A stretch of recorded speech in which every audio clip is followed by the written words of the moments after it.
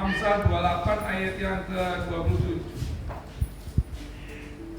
Ya, Amsal 28 ayat yang ke-27. Siapa memberi kepada orang miskin tak akan berkekurangan, tetapi orang yang menutup matanya akan sangat dicurigai. Kita lanjutkan di Ulangan 15 ayat 7 sampai 8.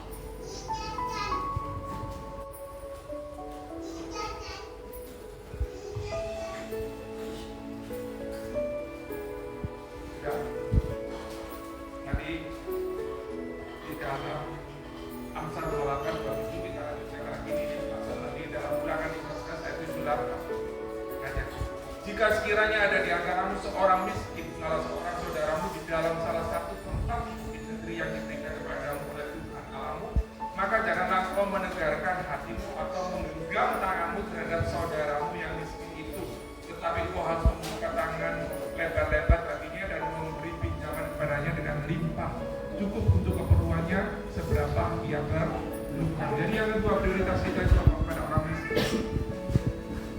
Pada orang miskin. Jadi kalau sama orang miskin sudah tidak usah sampai Bapak Ibu saya doa dulu. Apakah ini kehendak Tuhan apa tidak? Kalau kita melihat orang lain, kita sudah tahu kalau orang itu memang berkekurangan. Orang miskin kita itu tetangga kita atau teman kita atau siapa aja. Nah, saya kan orangnya itu roh gitu kan. Semuanya tanya Tuhan. Saya tanya dulu, ya tidak. Kalau memang kita melihat itu orang memang membutuhkan, orang miskin, kita kabur.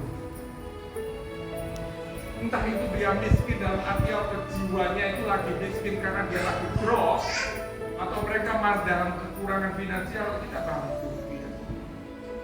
Karena orang tidak selalu miskin dalam arti finansial. Ketika dia mengalami masalah depresi, itu orang yang mengalami tekanan jiwa itu miskin secara jiwanya, dan itu yang membutuhkan perhatian pada kita. Saya katakan pada anak istri saya, kalau kamu menjumpai siapa aja deh, saudaramu, temanmu atau siapa, kalau menjumpai mereka tidak bisa makan atau berapa, sudah tidak usah rundingan ya, tidak usah rapat keluarga, beri, taburi kepada mereka ya.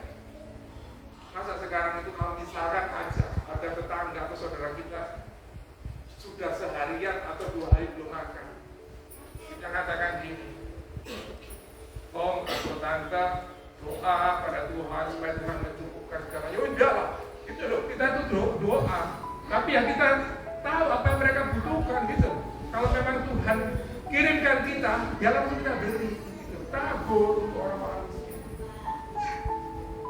Jadi jangan diotak-atik.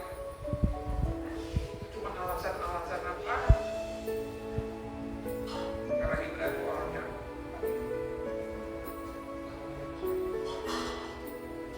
Dan yang berikutnya, prioritas kita Bapak Ibu. Di dalam Hagai 1 ayat yang ke-14, yaitu prioritas kita menabur yang dikomparkan Tuhan.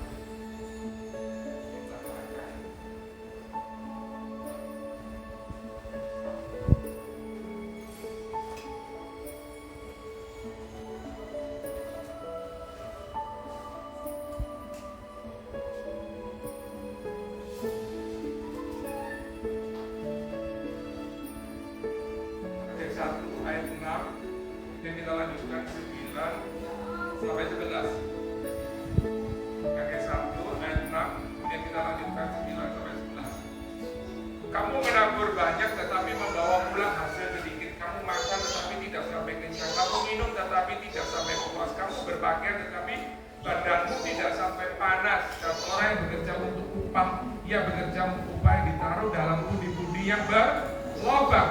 Pundi-pundi yang berlobang. Ayat yang ke-9. Kamu mengharapkan banyak tetapi hasilnya sedikit.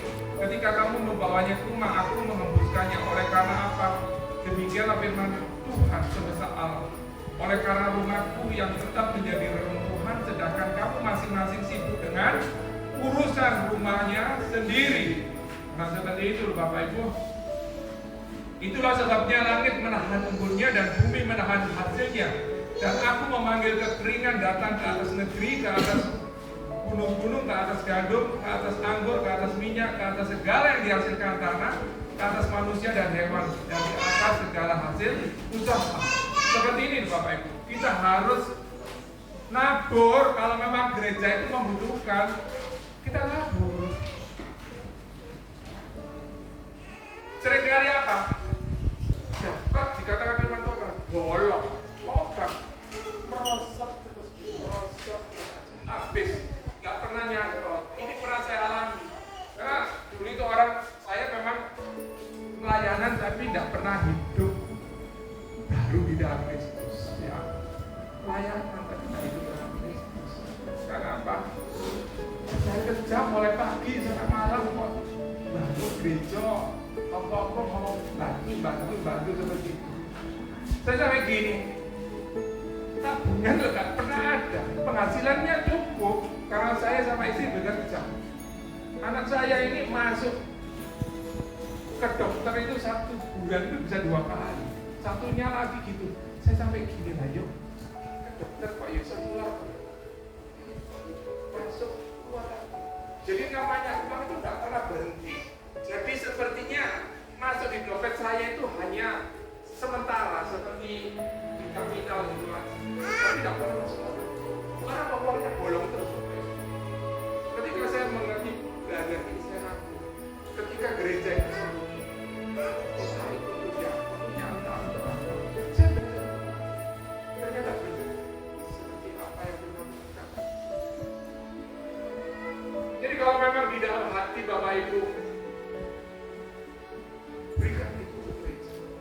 Sudah, nggak usah dipikirin suara setan apa orang.